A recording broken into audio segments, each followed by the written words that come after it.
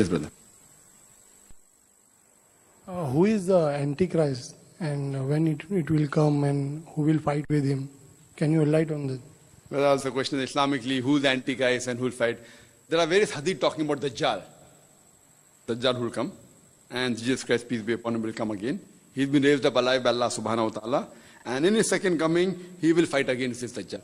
And the various hadith talking about the Dajjal, that he'll be one-eyed, etc. So many people have given their own views who the Dajjal will be. So there are hadiths talking about the Dajjal. So surely before the world ends, this Dajjal will come. He'll be born. Isa alayhi salam will come again. He will see to it that he kills this Dajjal. Mahdi salam will come. And Khilafah will be established. So all these are there. So this is basically talking about the Dajjal, where there are various hadiths talking about it. Is that related to Jews? Is it from Jews? No, see, many things what is mentioned in the Bible may have also been mentioned in the Quran.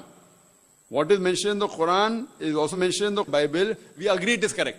But there are many things which are mentioned there in the Bible which is not mentioned in the Quran. So it comes in the Mubah category, optional. But there are some things which are mentioned in the Bible which is against the Quran and Sahih Hadith that we don't have to agree at all.